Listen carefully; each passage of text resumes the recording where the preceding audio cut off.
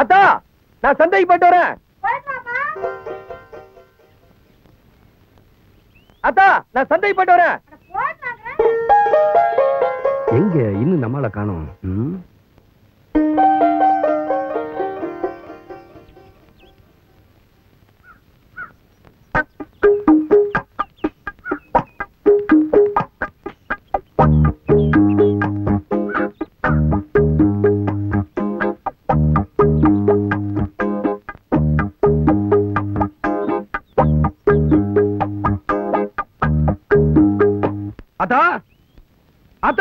நீ எந்த பக்கம் நிக்கிறேன்னு தெரியாம சுத்திக்கிட்டு வர. அது ஒண்ணும் இல்லத்தா, அது துண்டி எங்க இருக்குன்னு. இது என்ன அருணாக்குடியா? சரியா மொத்தம் கேக்குறேன். உங்க ஆத்தாளுக்கு காது செவிடுன்னு நினைச்சுக்கிட்டியா? நானும் போயிட்டு வான்னு சொல்றேன், நீங்க போகட்டுமான்னு கேக்குறேன். ஐயா எனக்கு ரெண்டுல ஒண்ணு தெரிஞ்சாகணும். உனக்கு காது செவிடா, எனக்கு காது. அடியே ஆத்தாளு பிள்ளை பேசும்போது ஏன் இடிச்சுட்டு வந்து நிக்கிறீங்க? போங்களேன். நீங்க சந்தைக்கு போறேன் சத்தம் போட்டீங்கல்ல, அதை கேட்டுல ஓடியாரோம். போனா போகுது, இன்னைக்காச்சும் நம்ம சேலையை நம்மளே தோப்பமுட்டு நினைச்சேன். சக்கரை போட்ட சத்தத்தை கேட்டு நீங்களே துவச்சு போடுங்கன்னு வழக்கம் போல அவங்க சொல்லிட்டு வந்துட்டேன். சரி நேரமாவது நடங்க. எனக்கு வேணும். ஏறுங்கம்மா, நல்ல நேரத்துல சேர்ந்து பாரு. ஏறு.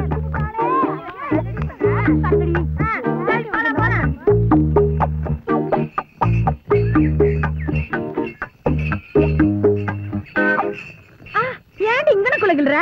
நான் எங்கடி கிடுனேன்? அதுக்குள்ள கிள்ளி விட்டியா? நான் இல்ல. என்னடி என்ன புடிச்சுக்கில்ற? நான் இல்லடி. எல்லாம் இவளாலதான்.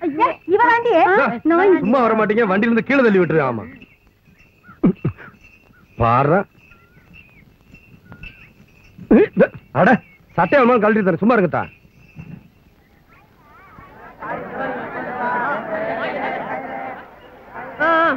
காசுங்க மீதி நான் கொஞ்சம் குறைச்சுக்கதாயி. இந்த விளக்க மாத்த கொடு. இந்த உன் காசு ஒரே வேலைதான். இஷ்டம் வந்தா வாங்கிக்கொள்ளா போயிட்டே. இந்த தனால்னா ரொம்ப தான் கராக்கி பண்ணிக்கிறியா? என்ன எத்தனை குச்சிக்குன்னு எண்ணி பாக்குறியாக்கா? உன் விளக்க மாதிரி யாருக்கு வேணும்? ஓய் ஓ எங்களுக்காக நீ காத்திருக்க வேணாம். போய் உன் சோழிய பார்த்துட்டு மெதுவா வா, நாங்க வாரோம். போங்கம்மா, போய் தொலைங்க. எந்த நேரத்துல வந்து சேர்ந்தீங்களோ. ஐ கொலுசு கடை. இன்னைக்கு கொலுசு வாங்கிட வேண்டியதுதான். ஐயோ தனவர் எங்க இருக்கு?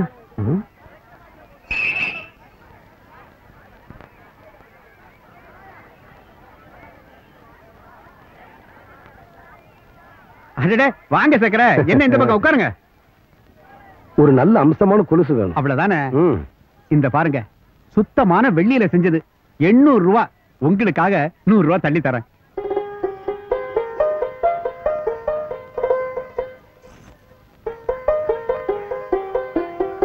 வரேன்.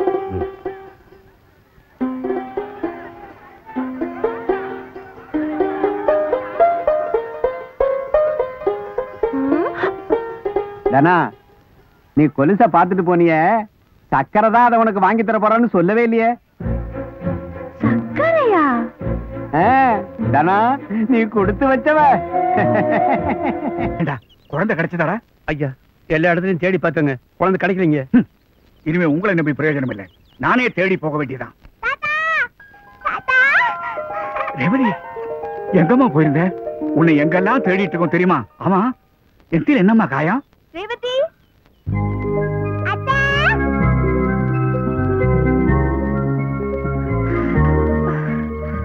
ரேவதி எப்படிமா இருக்க?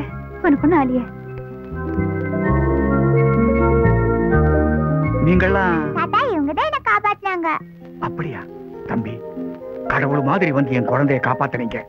உங்களுக்கு எல்லாம் எப்படி நன்றி சொல்றதுன்னு எனக்கு தெரியல. கொஞ்சம் இருங்க. ஆறுமுகம், சுப்பையா, சுந்தரம், ஐயா, என் பேத்தியை காப்பாத்துறவங்களை பெரிய அளவுல கவனிக்கணும். இத பாரு, ஆட்டை வெட்டினாலும் சரி, கோழியை வெட்டினாலும் சரி, இல்ல ரெண்டு சேர்த்து வெட்டினாலும் சரி, விருந்து அமக்களமா இருக்கணும். ஐயா அதெல்லாம் எனக்கு ஒண்ணு வேணும். முடியாது தம்பி, நீங்க இருந்து சாப்பிட்டுட்டு தான் போகணும். நீங்க போகடா. ஆமா, இனிமே நீங்க இந்த ஊர்ல தானே இருக்க போறீங்க? ஐயா, விவசாயிங்க கடனை 7 நாள்ல அடைக்கிறதா சொல்லியிருக்கேன். கடன் அடைச்சதுக்கு அப்புறம் இந்த ஊரை விட்டு போறதா முடிவு பண்ணிருக்கேன். ஏன் தம்பி? பயணப்பெருமாளுக்காக தான் வெள்ளம் காய்ச்ச வந்தேன். வந்த பிறகுதான் தெரிஞ்சது அவன் மனுஷனே இல்லைன்னு. போக முடியாதுங்க. நீங்க இந்த ஊரை விட்டு போக முடியாது. எங்களை எல்லாம் காப்பாத்த ஆண்டவனா பார்த்து உங்களை அனுப்பி வச்சிருக்கார். நாங்க உங்களை போக விட மாட்டோம். தம்பி, நிலம் இருக்கு, உழைக்க உடம்புல தெம்பு இருக்கு. ஆனா அந்த வைண பெருமாள் இருக்கிற துணிச்சல் மட்டும் எங்க யாருக்கும் இல்ல. இங்க நாங்க அடிமையா வாழ்ந்துகிட்டு இருக்கோமுங்க. தம்பி, சிங்க மாதிரி நீங்க இங்க வந்ததுக்கு அப்புறம் தான் எங்களுக்கு சிரிப்பே வந்திருக்கு. தயவு செய்து எங்களுக்காவது நீங்க இந்த ஊர்ல இருங்க தம்பி. அந்த வைண பெருமாள் கிட்ட இருந்து நீங்க தான் எங்க எல்லாரையும் காப்பாத்தணும். தம்பி, வெள்ளம் காய்ச்சறதுக்கு இடம் நான் தர்றேன். நாங்க சொல்றத கொஞ்சம் கேளுங்க. யோசனை பண்ணாதீங்க தம்பி. சரிங்கய்யா, உங்க எல்லாருக்காகவும் நான் இந்த ஊர்லயே இருக்கேன்.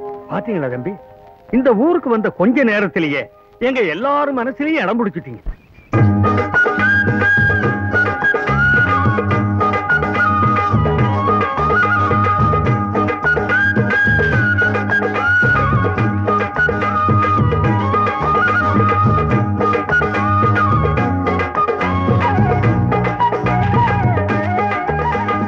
வணக்கியா. ஏயா, வைண பெருமாளை யாருக்குமே பிடிக்க மாட்டேங்குது. அவனால எல்லாருமே பாதிக்கப்பட்டிருக்காங்களா? நானே பாதிக்கப்பட்டிருக்கிறேன். அவனால தான் என் பேரன் வையாபுரி ஜெயில இருக்கிறான். உங்க பேரன் ஜெயிலையா? ஆமா, வைண பெருமாள் இந்த ஊருக்கு பொழைக்க வந்தவன். வசதியான வீட்டுல வேலைக்கு சேர்ந்து அந்த வீட்டு பொண்ணை ஏமாத்தி கல்யாணம் பண்ணிக்கிட்டான். கொஞ்ச நாள்ல அந்த வீட்டுக்கே சொந்தக்காரன் ஆயிட்டான். வைண பெருமாள் வையாபுரி சேர்ந்து புதுசா ஒரு சர்க்கரை ஆலையை திறந்தாங்க. அப்புறம் என் பேத்தி சரசு மேலேயும் ஆசை வைக்க ஆரம்பிச்சான். பொண்ணு கேட்டான், முடியாதுன்னு சொல்லிட்டான். என் பேரன் உன் தங்கச்சியை பொண்டாட்டியாக்கி காட்டுறேன்னு சவால் விட்டான். அந்த சவால் தாப்பா என் பேரனை இப்போ ஜெயிலுக்கு அனுப்பிச்சிருக்கு. போன வருஷம் திருவிழாவில்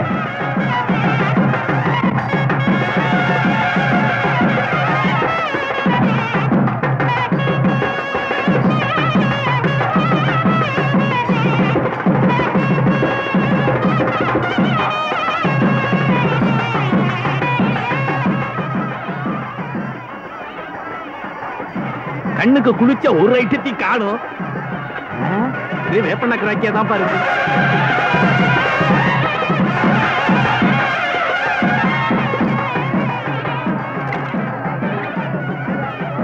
முதலாளி, என் ரேஞ்சுக்கு தான் எல்லாம் வருது.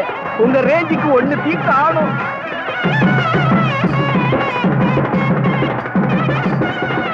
என்னடா நீங்க ஒருத்த கூட கால் விழாம போறான்? நீங்க அரசியல் இருந்தா தான் உங்க கால்ல வந்து விழுவானுங்க. அரசியல்ல இருந்து என்ன பண்ணணுமோ அதை நான் அரசியல் இல்லாமலே பண்ணிட்டு இருக்கேனே. 1000 சொல்லுங்க, நீங்க அரசியல் இருந்து தப்பு பண்ணாதான் உங்களுக்கு ஒரு கௌரவம். டேய், காசு கொடுத்தாவது கால்ல விழுறதுக்கு ஆளுகளை அழைச்சிட்டு வாங்கலாம்டா.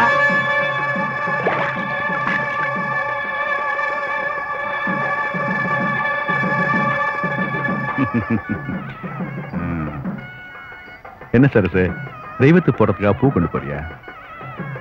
பொண்ணுங்களுக்கு கணவனே கண்கண்ட தெய்வம். அதனால போடுற பூவை எனக்கே போட்டு போயேன். என்ன பாக்குற? உன்னை கட்டிக்க போறவனே நான் தானே. வழிவிடு. இந்த வைண பெருமாளை வழிவிடணும்னா உன் வாயில இருந்து சரின்னு சம்மதம் வரும். வழிய விடுறா. எத்தனையோ பொண்டாட்டிக்கு புருஷனை வாடா போடான்னு சொல்லாம கூப்பிடுறாங்க. என்ன, அவங்க 4 செவத்துக்குள்ள சொல்லுவாங்க. நீ 4 பேருக்கு முன்னால சொல்லிட்ட. அந்த 4 பேருக்கு முன்னாடி நான் யாருன்னு கட்ட வேண்டாம். உன் கையை பிடிச்சி என் கையில கொடுப்பான் உங்க அண்ணன்னு காத்திருந்தேன். டைம் முடிஞ்சு போச்சு. காத்திருந்தவன் பொண்டாட்டி நேத்து வந்தவன் கொண்டு போன கதையா எவனாச்சும் கொண்டு போயிட்டான்னா அதனால நானே பிடிச்சேன்.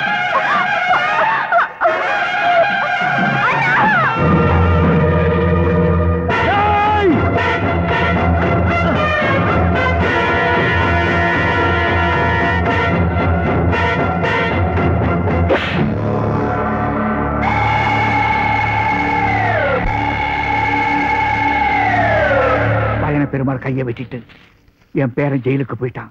அவன் போறதுல இருந்து அந்த வயன பெருமாளுக்கு பயந்து சரசுவ பொண்ணு கேட்டு யாருமே வரதில்லை. ஏன்? பொண்ணு கேட்டு வந்தா யாரையும் உயிரோட விடமாட்டேன்னு மிரட்டிட்டு இருக்கிறான். தம்பி, உங்களை நான் இந்த ஊர்ல தங்க சொன்னது விவசாயிகளோட பாதுகாப்புக்காக மட்டுமில்லை, எங்க குடும்பத்தையும் இனிமே நீங்க தான் பாத்துக்கணும். கவலைப்படாதீங்க, உங்க பேத்திக்கு சீக்கிரம் கல்யாணம் நடக்கும். அப்ப நான் போயிட்டு வரேன். ஏமா விளக்கமாறு வேணும், கிடைக்குமா? வியாபாரம் முடிஞ்சிருச்சு. உங்க கடையில வாங்கினதான் நல்லா இருக்குன்னு ஊருக்குள்ள பேசிக்கிறாங்க. என்ன வேலையா தான் சொல்லுமா. ஏண்டா விளக்க மாத்த மட்டும் கேட்டா அப்படியே தபாருமா, உள்ளத சொல்றேன். இவங்க சம்சாரத்துக்கு விளக்க மாறு தேவை, எனக்கு நீ தேவை. 2 சேர்த்து என்ன விலைக்கு தர? சேர்த்து தரேன், வாங்கிக்க.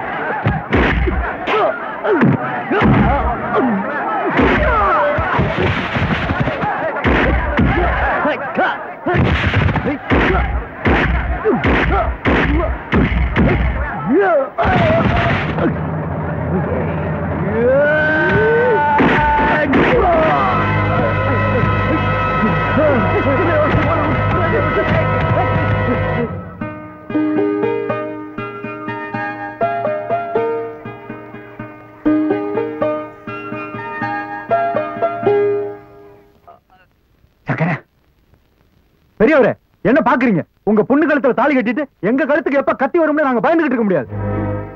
இங்க பாருங்க, தாலி கட்டுறதுக்கு முன்னாடி உங்க தைரியம் என்னன்னு தெரிஞ்சு போச்சு.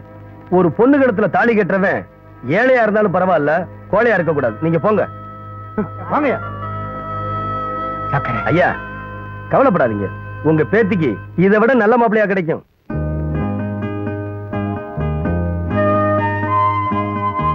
ஐயா, கவலைப்படாதீங்க. உங்க பேத்திக்கு இதை விட நல்ல மாப்பிள்ளையா கிடைக்கும்.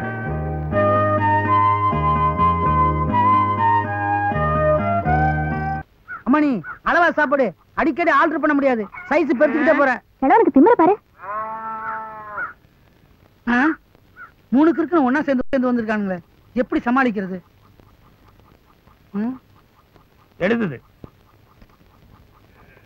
அளவு எழுதுற நோட்டா? ஆமா.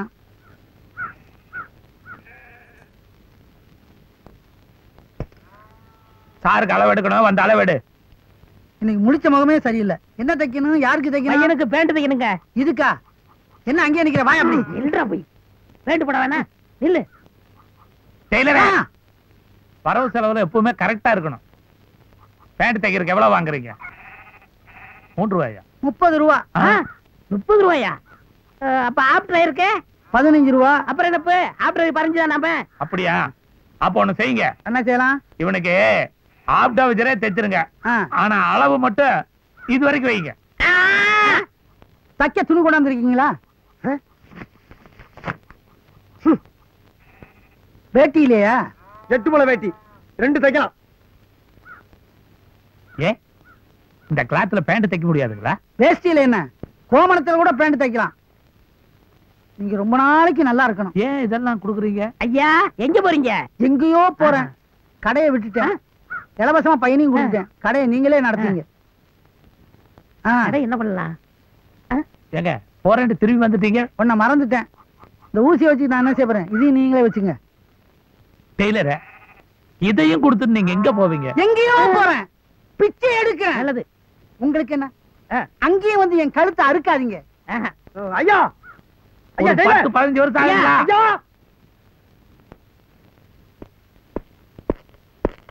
சார், உங்க குழந்தை உங்களை பார்க்க வந்திருக்கு. அப்பா, ரேவதி, ரேவதி எப்படிமா இருக்க? அப்பா இதான் தானா? நான் தாத்தா எல்லாத்தையும் சொல்லி அனுப்பிச்சாரு. நீ இல்லைன்னா என் ரேவதி உயிரோடு இருந்திருக்க மாட்டா. அந்த அந்த வயன பெருமாள் என் தங்கச்சியை வாழ விட்டுருக்க மாட்டான். அப்பா, இன்னைக்கு எனக்கு பிறந்த நாள். தெரியுமா? அப்பா எப்போ உன்னை பத்தி தான் நினைச்சிட்டு இருக்க. பாத்தீங்களா, குழந்தை பிறந்த நாள் அன்னைக்கு பக்கத்துல அப்பாவும் இல்ல, அம்மாவும் இல்ல. அப்பா, எனக்கு தனம் இருக்கு, கவலைப்படாதீங்க. அப்பா, எப்போ என் கூடவே இருக்கணும் தனத்துக்கிட்ட சொன்னேன். நீங்களும் சொல்லுங்கப்பா. ரேவதிக்கு ஒண்ணு ரொம்ப பிடிச்சு போச்சுன்னு நினைக்கிறேன். நேரம் ஆயிடுச்சு, போயிட்டு வாங்க. ரேவதி கூட்டு போங்க. வா. பிடிவாதெல்லாம் பிடிக்கூடாது, நல்ல பிள்ளையா இருக்கணும். என்ன? டாடா.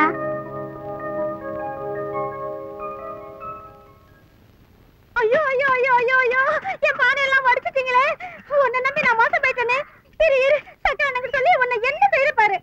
இருமா. ஏன் நிக்க சொல்ற?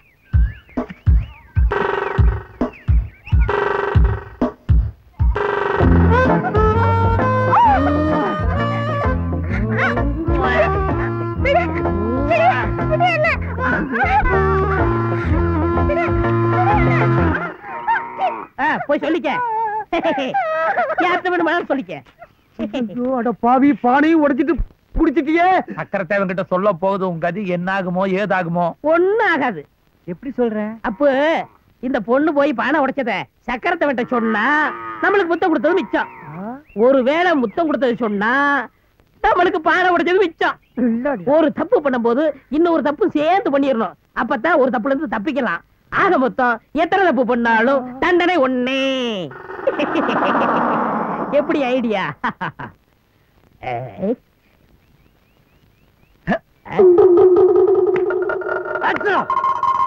இந்த விஷயத்துல இனிமேல் we are friends. எஸ். ஆட்டத்துல என்னையும் சேர்த்துங்க.